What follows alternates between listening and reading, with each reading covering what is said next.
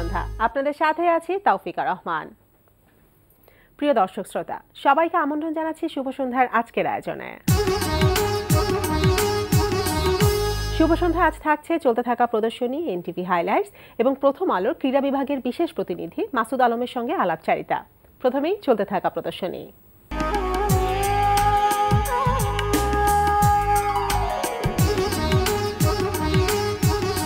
শুরুতেই জানিয়ে দিচ্ছে চলতে থাকা প্রদর্শনীর সময়সূচি। ধানমন্ডির গ্যালারি চিত্রকে অনুষ্ঠিত হচ্ছে দলীয় চিত্রকলা প্রদর্শনী 2017। সকাল 10টা থেকে রাত 8টায় এই সময় প্রদর্শনী চলবে 20 এপ্রিল পর্যন্ত। গুলশান 2 এর বেস এস ওয়াটারের এস গ্যালারিতে প্রদর্শিত হচ্ছে শিল্পী মোহাম্মদ ইউনুসের এন অ্যাবস্ট্রাক্ট অ্যাফেয়ার শিরোনামে চিত্রকলা প্রদর্শনী।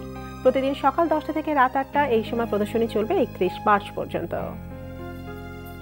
আলিয়াস ফসেসের লা গ্যালারিতে প্রদর্শিত হচ্ছে ইমোশন অফ সুফি মিউজিক শিরোনামে প্রদর্শনী। সকাল 9টা থেকে রাত 8টা এই সময় প্রদর্শনী চলবে 31 মার্চ পর্যন্ত। ব্রিটিশ কাউন্সিলে অনুষ্ঠিত হচ্ছে London 1971 unsung heroes of the Bangladesh liberation war শিরোনামে আলোকচিত্র প্রদর্শনী। প্রদর্শনী চলবে 31 মার্চ পর্যন্ত। এবার এনটিভি হাইলাইটস।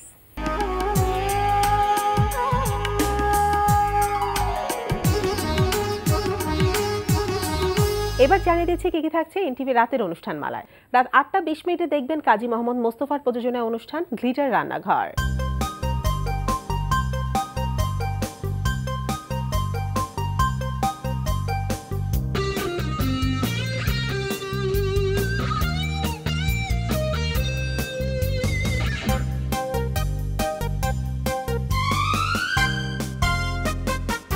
রাত 9টায় প্রচার হবে ওয়াইদুল ইসলাম শুভ্র প্রযোজনা অনুষ্ঠান স্টাইলস অ্যান্ড ট্রেন্ডস।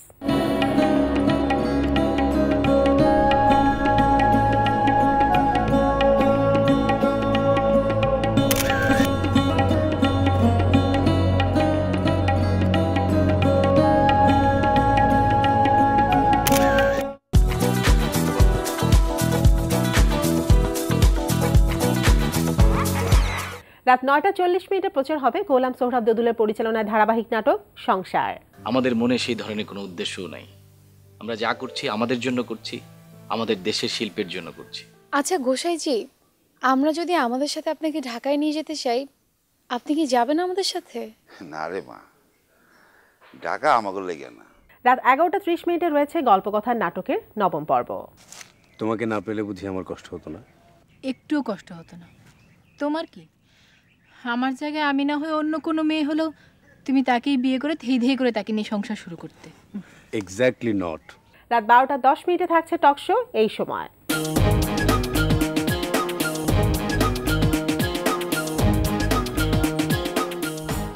এই ছিল এনটিভি রাতের অনুষ্ঠান মালার সময়সূচি। এবার আলাপচারিতা।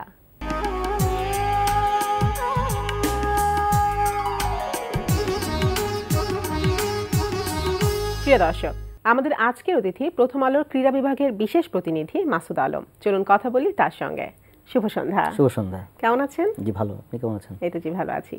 তো আপনি তো খেলার সাথে আছেন, অনেকদিন ধরে খেলাকে নিয়ে কাজ করে যাচ্ছেন। তো খেলার বিভিন্ন বিষয় নিয়ে আমরা কথা বলবো। তার আগে আসি যে কিছুদিন আগে যে 21শে বইমেলার শেষের দিকে আপনার একটি বই বের হয়েছে ফুটবলকে নিয়ে, যে ফুটবলের গল্প, ফুটবলারদের গল্প। তো প্রথমে এই বইটি সম্পর্কে জানতে চাচ্ছি যে ফুটবলকে নিয়ে একটা বই করার আগ্রহটা কিভাবে হলো? আসলে আমি তো মানে ফুটবল নিয়ে কাজ করছি বহুদিন থেকে, প্রায় 21 বছর আমার ক্রীড়া সমাজতার জীবন। তো মানে আপনার ধরেন প্রতিদিনই সাবেক যে ফুটবলার আছেন আমাদের, ওনাদের সঙ্গে দেখা হয়, কথা হয়। তো ওনাদের মুখে তো আমরা অনেক গল্প শুনি, 50-এর দশকের, 60-এর দশকের, ইভেন 70-এর দশকের খেলা তো আর আমরা দেখতে পারিনি, ধরেন যে 80-র দশক থেকে খেলা দেখা আরম্ভ হয়েছিল। তো এই সমস্ত গল্প শোনার পর আমার মনে হলো যে এইসব গল্পগুলো আমরা লিখবো না কেন? তাহলে তো আমাদের পরবর্তী প্রজন্ম এই গল্পগুলো জানতে পারবে এবং তারা এখান থেকে অনুপ্রেরণা পাবে। এই আগ্রহ থেকে আসলে আমি এই বইটা করেছি এবং সেখানে 100 ফুটবলারের ডায়েরির মতো করে ধরেন যে বড় একটা বই করেছি। আচ্ছা আচ্ছা, মানে এখানে 100 ফুটবলারদের জীবন কাহিনী হতে পারে, তাদের অজানা গল্প আমরা এখানে পড়তে মানে পাবো আর কি বলা যায়, এবং ফুটবলের মাঠেরও বিভিন্ন অজানা গল্প আমরা পাবো।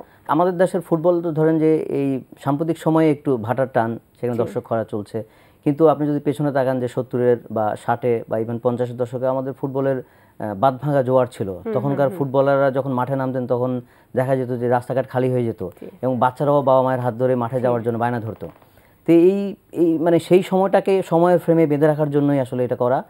এবং তখন যেটা আমি বলছিলাম যে আমাদের ফুটবলের সবচেয়ে বড় স্টার ছিলেন কাজী সালাউদ্দিন, এবং ওনার আগে পাকিস্তান টিমেও খেলেছেন জাকারিয়া পিন্টু, উনি দুটোতেই খেলেছেন, পাকিস্তান টিমেও বাংলাদেশ টিম, প্রতাপ শঙ্কর হাজরা। ওনাদের সঙ্গে যখন আমাদের দেখা, ওনারা অনেক গল্প বলেন, যেমন পিন্টু ভাই সবসময় বলেন যে উনি বাসর রাতেও খেলা ছেড়ে, মানে খেলার জন্য বাসর ঘর করেননি, ওনার ওয়াইফ ওনাকে ছেড়ে দিয়েছিলেন যে তুমি খেলতে যাও। তো এই যে মজার গল্পটা, তো ওই দিন আসলে ভাবি কি বলেছিল, কেন উনি গিয়েছিল, ফুটবলের জন্য এত বড় টান ছিল ওনার যে উনি বাসর ঘর পর্যন্ত করেন নাই। তো এই যে গল্পগুলো, এটা শোনার পর আমাকে খুবই স্ট্রাইক করলো যে আসলে এটা আমি লিখবো, এটা তাহলে আমাদের পরবর্তী প্রজন্ম এই জিনিসগুলো জানতে পারবে, আমরাও জানতে পারবো, এবং শুধু ফুটবলার না, এবং সাধারণ মানুষের জন্য এই গল্পগুলো অনেক ইন্টারেস্টিং গল্প। যেমন কাজী সালাউদ্দিন যখন স্বাধীন বাংলা ফুটবল টিমে উনি খেলতে গেলেন, তখন মাত্র 17 বছর বয়স ওনার। তো উনি যখন ভারত থেকে খেলা শেষ করে যখন বাংলাদেশে এলেন, তো উনি তো স্টিমারে এলেন, মানে সদরঘাটে এসে নামলেন, নামার পরে দেখা গেল উনি রাতে যে ঘুমিয়েছিলেন, ওনার দুইটা স্যান্ডেলের একটা স্যান্ডেল হারিয়ে গেছে। কারণ আরেকটা স্যান্ডেল পরে উনি এক পায়ে স্যান্ডেল নিয়ে উনি বাসায় গেলেন। তো এই গল্পটা উনি একদিন বসে ওনার রুমেও আমাদেরকে শোনাচ্ছিলেন যে দেখো তোমরা যে আমরা আসলে কি করেছিলাম। তা আমি তাকে জিজ্ঞেস করেছিলাম যে আপনি এক পায়ে স্যান্ডেল নিয়ে কেন গেলেন? উনি বললেন যে আমি অন্য পাটাকে কষ্ট দিতে চাইনি, একটা পায়ে কষ্ট পাক, আদার পাটা যাতে কষ্ট না পায়, এই জন্য আমি আসলে ভাবছি একটা পরে। এবং বাসা যাওয়ার পরে ওনার মানে যেহেতু অনেকদিন পরে আসলেন যুদ্ধের জন্য, মানে ভারতের বিভিন্ন স্থানে ঘুরে ঘুরে উনি ফুটবল খেলেছেন, ওনার মা ওনাকে চিনতে পারেননি, ওনার বুয়া বাসার থেকে ডেকে বলে যে উনি কে আসলো। তারপর এই যে গল্পগুলো, ভেতরে ইনসাইড কাহিনীগুলো, এগুলো করার জন্য আসলে এটা আমি করেছি। আচ্ছা, তো এই যে 100 জন ফুটবলারদের সব গল্প একসাথে একটা বইয়ের মধ্যে করে, এটা অবশ্যই অনেক কঠিন কাজ ছিল। সেটা কিভাবে অ্যারেঞ্জ করলেন, কতদিনের চেষ্টার ফল এটা? ধরেন যে অলমোস্ট 2.5 বছরের আমার, এবং আমি যখন আমার ডে অফ থাকতো, ডে অফের দিন আমি মেইনলি এটার জন্য কাজ করতাম।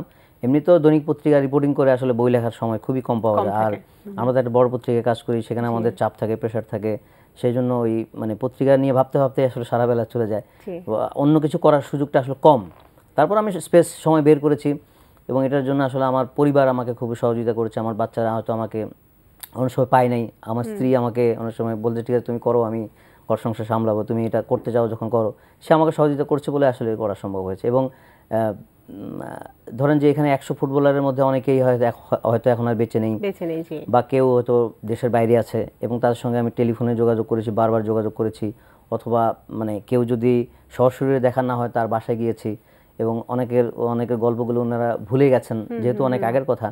তো অনেকে আবার ছবি হারিয়ে ফেলেছেন, যেমন বাসা বদল করার সময় যেরকম অনেক গুরুত্বপূর্ণ হারিয়ে যায়, এখন আমাদের স্মৃতিপট থেকেও অনেক জিনিস হারিয়ে যায়, সেগুলো আবার রিকল করা, বারবার তাকে মানে জানার চেষ্টা করা, উনি হয়তো মনে করেছেন। এভাবে করতে করতে আসলে একটা সময় হয়ে গেছে আর কি জিনিসটা। মানে বিভিন্ন ধরনের সীমাবদ্ধতাও ছিল, প্রতিবন্ধকতাও ছিল, অনেক সীমাবদ্ধতা, কারণ আগেকার এই গল্পগুলো তো কোথাও লেখা নাই, এবং আমি শুধু গল্প বলি নেই, এই 100 ফুটবলারের তাদের যে প্রোফাইল, তারা কে কত সালে জন্ম নিয়েছেন, কোন পজিশনে খেলতেন, কোন ক্লাবে খেলেছেন, কোন ক্লাব থেকে কোন ক্লাবে কত সালে, জাতীয় দলে তাদের অ্যাচিভমেন্ট কি ছিল, তার জার্সি নাম্বার কত ছিল, তো এগুলো মানে সবকিছু মিলে এটা একটা ছোট প্রোফাইল দিয়েছি আমি, যাতে এক নজরে ওই মানুষটার সম্বন্ধে আমি জানতে পারি। এবং এটা করতে গিয়ে আসলে আমাকে অনেক পরিশ্রম করতে হয়েছে। জি অবশ্যই। তো এই যে তাদের একদম ভেতরের কাহিনী প্লাস তাদের বিভিন্ন ধরনের তথ্য আপনি তুলে ধরেছেন, তাদের কাছে তো যেতে হয়েছে, তাদের সাথে বসে গল্প করতে হয়েছে, তাদেরকে বলতেও হয়েছে যে তাদের নিয়ে একটা বই আপনি লিখছেন। তাদের কেমন আগ্রহ পেয়েছেন যখন তারা শুনলো যে তাদেরকে নিয়ে একটা জীবন কাহিনী লেখা হচ্ছে? তাদের আগ্রহ অসাধারণ ছিল, প্রত্যেকে আমাকে সহযোগিতা করেছে, এবং তারা অনেকে আমাকে ব্যক্তিগতভাবে টেলিফোন করে জানতে চেয়েছেন যে তোমার এটা কবে বেরোচ্ছে, কবে তুমি এটা শেষ করছো, কাজটা শেষ করছো। আমাকে দেখা হলে হয়তো অনেকে বলেছে, যেমন আমাদের টিপু ভাই ছিলেন, উনি খুবই উৎসাহ দিতেন আমাকে, আমাদের বাবলু ভাই সবসময় উৎসাহ দিতেন, বলতেন যে কত দূর, আমরা তো অপেক্ষা করছি। তাই ইভেন এখনও বইটা পড়ার জন্য বা কেনার জন্য এখনও অনেকেই আমার সঙ্গে যোগাযোগ করছেন। এবং কারণ এই ধরনের বড় কাজ তো আমাদের মানে খেলার বই এমনিও কম, তারপরে এই ধরনের গবেষণামূলক কাজ তো আমাদের এখানে ফুটবলে কম হয়েছে।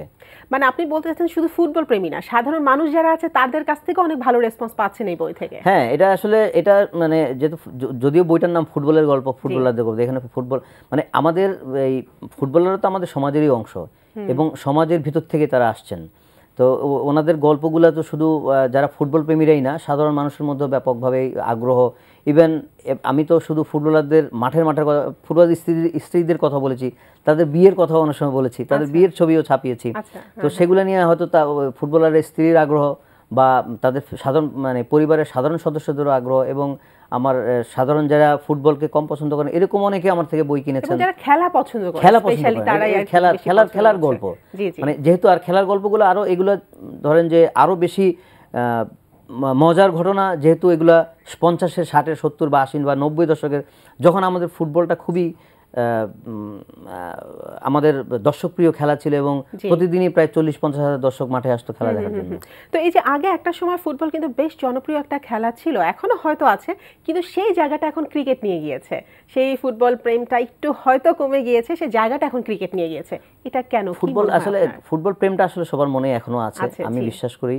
এবং আমরা তো যেহেতু আমরা রিপোর্টিং করি, আমরা জানি যে আসলে ঢাকার বাইরে ফুটবল নিয়ে তুমুল উত্তেজনা এখনো ঢাকা থেকে খেলোয়াড়রা গেলে বেশ ভালো আয় করেন, এবং আমাদের ফুটবলাররা এক একটি ম্যাচ খেলে কিন্তু অনেক টাকা আয় করেন, 20-25-30 হাজার টাকা আয় করেন। এটা কিন্তু ক্রিকেটে এটা কিন্তু আমি পাবেন না। কিন্তু ক্রিকেটের যেটা হলো যে আমাদের তারকা তৈরি হয়েছে ক্রিকেটে অনেক, এবং তারকাদের খেলা এখন সাধারণ মানুষ পছন্দ করছে এবং আন্তর্জাতিকভাবে তারা ভালো করছে ক্রিকেট টিম। এই আন্তর্জাতিকভাবে ভালো করার কারণে সবার মানে একটা বড় ধরনের আগ্রহ তৈরি হয়েছে এবং দেশব্যাপী এবং এই আগ্রহটা ছড়িয়ে পড়েছে। এই জন্য আসলে কিন্তু ফুটবলের আগ্রহটা এখনও আছে। ফুটবলের সমস্যা রয়েছে যে ফুটবলের তারকা খ্যাতিটা কম এবং তারকা তৈরি হচ্ছে না। আগের একটা সময় যেহেতু তারকা তৈরি হতো, তখন মানুষ মানে তারকাদের খেলা দেখতে যেত, এখন ওই জায়গাটা বড় ঘাটতি হয়ে গেছে। এবং তারকা তৈরি হওয়ার কারণে আপনার লোকজন হয়তো ওইভাবে আগ্রহটা পায় না যে আমরা কার খেলা দেখতে যাব। একটা সময় তো সালাউদ্দিন বা এনায়েত বা সাব্বির, আসলাম, মুন্না, এরা তো বড় বড় তারকা ছিলেন আমাদের ফুটবলে। তো ওনাদের খেলা ইন্ডিভিজুয়ালি ওনাদের খেলা দেখতে অনেক অনেক অনেক দর্শক এবং ঢাকার বাইরের থেকেও প্রতিদিন লোক এসে বঙ্গবন্ধু স্টেডিয়ামে খেলা দেখতো ওনাদের।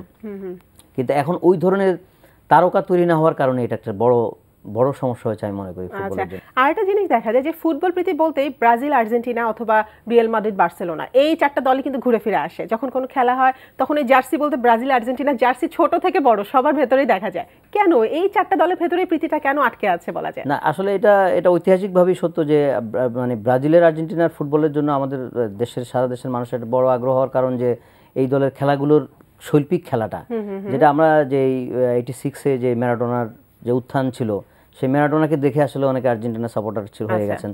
তারও আগে যদি আপনি পিছনে তাকান যে ব্রাজিলের খেলা দেখার জন্য বা যারা একটু সমঝদার দর্শক ছিলেন ওনারা আগে থেকে ব্রাজিলের সমর্থক, এবং এই খেলাগুলো এখন আসলে অ্যাভেলেবেল হয়ে গেছে। তো মানে দেখার জন্য একটা সময় তো এই ম্যাচগুলো দেখা যেত না, 70 বা 60-এর সময় তো ওই ধরনের ওই খেলাগুলো আপনি টিভিতে দেখতে পারতেন না। এখন খুবই ফ্রি অ্যাক্সেস হয়ে গেছে এবং ঘরে ঘরে আপনি টিভি সুইচ অন করলেই আপনি ব্রাজিল, আর্জেন্টিনা খেলা দেখতে পাচ্ছেন। ইভেন বার্সেলোনা বা রিয়াল মাদ্রিদ বা ম্যানচেস্টার ইউনাইটেড, চেলসি, এই প্রতিদিন খেলা দেখা যে এটা সহজলভ্য হয়ে গেছে। এবং খেলাগুলো আসলে শুধু দেখার জন্য দেখা না, খেলাগুলো দেখে মানুষ আনন্দ পায়। এই যে আনন্দ পাওয়াটা, মানুষ তো আসলে আনন্দ খোঁজে, খেলাটা দেখে কেন? এই এন্টারটেইনটা পায় বলে তারা এই খেলাগুলো দেখতে চায় এবং খেলাগুলো দেখাটাও অনেক সহজ হয়ে গেছে। যেটা বললেন আপনি যে আমাদের ঘরোয়া ফুটবলের বা ঘরোয়া ক্রীড়াঙ্গনে কেন এইভাবে খেলা দেখতে উপচে পড়া দর্শক হয় না? সে ধরেন যে আপনি আপনার ড্রয়িং রুমে বসে খেলাটা দেখছেন, ব্রাজিলের খেলা দেখছেন বা আর্জেন্টিনা খেলা দেখছেন, খুবই সহজলভ্য। কিন্তু আপনাকে যদি মিরপুরে আপনি থাকেন, আপনি যদি বঙ্গবন্ধু স্টেডিয়ামে খেলা দেখতে যান, তাহলে আপনাকে ট্রান্সপোর্টে যানজটে পড়ে মিনিমাম 2 ঘন্টার সময়ের প্রয়োজন আছে, প্লাস আমার আর্থিক ব্যাপার আছে। সব কিছু মিলিয়ে আসলে আমাদের সময়টা আসলে একটু প্রতিকূল হয়ে গেছে এবং যানজট পেরিয়ে কোথাও যে আপনি খেলা চাইলেও কিন্তু খেলা দিতে পারবেন না আপনি এখন আমাদের।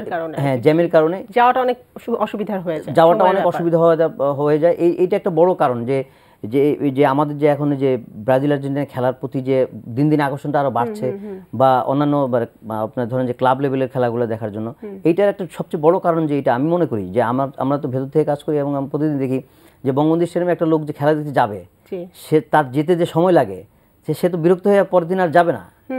এবং আমরা হয়তো বাধ্য হয়ে যাই, আমাদের খেলা যেতেই হবে, আমাদের প্রেশার কারণে যেতে হয়। কিন্তু সাধারণ মানুষ তো এটা কতদিন করবে? তারপরে যে একেবারে যে লোক যায় না তা না, তারপরে কিছু কিছু যায় যারা একদম ডাইহার্ড সাপোর্টার এখনও আছে, ওরকম সমর্থক ঠিকই মাঠে যায়। এবং আমি মনে করি যে তারকা তৈরি হলে সামনের দিকে যদি আমাদের নার্সিং করা হয় এবং স্টার প্লেয়ার তৈরি করার যদি আমরা একটা উদ্যোগ নিতে পারি, সেক্ষেত্রে এই খরাটা আমাদের দূর হবে। আচ্ছা আচ্ছা, তো এবার আসি একটু ক্রিকেট নিয়ে। টেস্টে তো বাংলাদেশ এবং শ্রীলঙ্কা সিরিজে ড্র হয়েছে এবং ওয়ানডেতে বেশ ভালো করছে। তো সামনে টেস্টে পরাশক্তিতে বাংলাদেশ কতদিন লাগবে, মানে কিভাবে কিরকম করতে পারে, কি মনে হয় আপনার? টেস্টে আসলে বাংলাদেশের এখন মানে বাংলাদেশের যে উন্নতির ধারাটা এটা ওয়ানডে থেকে শুরু হয়েছে। ওয়ানডেতে যেহেতু বাংলাদেশ ভালো খেলছিল এবং ওই সেই ধারে মানে সেই খেলোয়াড়রা তো টেস্টে খেলছে এবং সেই ভালো খেলার প্রতিফলনটাই আমরা টেস্টে এবার দেখলাম, যে দ্বিতীয় টেস্টে যেটা আমার ১৭তম টেস্টে জয়লাভ করলো। তাই মনে করি যে টেস্টে আমাদের এতদিনের রেকর্ডটা খুব একটা আমাদের জন্য খুব সুখকর ছিল না। আমাদের সেটা আমাদের অভিজ্ঞতার কারণেই এবং আমাদের সুযোগ সুবিধার কারণে আমাদের দল টেস্ট ওইভাবে খেলার সুযোগ পাচ্ছিল না। কিন্তু এখন যে সামনে অনেকগুলো টেস্ট আছে এবং গত কয়েক মাসে বেশ কিছু টেস্ট আমরা খেলেছি। তাই মনে হয় যে ওই যে ওয়ানডের শক্তিধর যে বাংলাদেশ, সেই শক্তিটাকে যারা যে সমস্ত খেলোয়াড়ের হাত ধরে যে শক্তির বলয়টা তৈরি হয়েছে, সেই খেলোয়াড়রা যেহেতু টেস্টে খেলছেন এবং আমি মনে করি যে এরা আরও অভ্যাস হওয়ার ব্যাপার, তো টেস্টের সঙ্গে মানিয়ে নেওয়ার যে ব্যাপারটা আমাদের খেলোয়াড়রা দেখবেন যে এখন ওই ঠিক মানে সিচুয়েশন অনুযায়ী খেলার অভ্যাসটা তৈরি হচ্ছে। আমি মনে হয় যে খুবই সহসাই বা ২-৪ বছরের মধ্যে আমাদের টেস্টেও আমরা খুব ভালো এবং বলে কয়ে হারাতে পারবো আমাদের বিভিন্ন দলকে। কথা বলতে অনেক ভালো লাগছিল। আজকে আমরা অনুষ্ঠান একেবারে শেষ প্রান্তে চলে এসেছি। শুভ সন্ধ্যা আসার জন্য অনেক অনেক ধন্যবাদ। ধন্যবাদ। প্রিয় দর্শক, কথায় কথায় আমরা চলে এসেছি অনুষ্ঠানের শেষ প্রান্তে। আমাদের সঙ্গে যোগাযোগের ঠিকানা প্রযোজক শুভ সন্ধ্যা, এনটিভি বিএসসিসি ভবন, ৭ তলা, ১০২ কাজী নজরুল ইসলাম এভিনিউ, কারওয়ান বাজার, ঢাকা ১২১৫। আমাদের ইমেল অ্যাড্রেস shubhosandha@ntvbd.com। প্রিয় দর্শক, এনটিভিতে সম্প্রচারিত সংবাদ ও অন্যান্য সকল অনুষ্ঠান দেখতে লগ ইন করুন www.ntvbd.com। সবার মঙ্গল কামনায় আজকের মতো এখানেই শেষ করছি। শুভ সন্ধ্যা।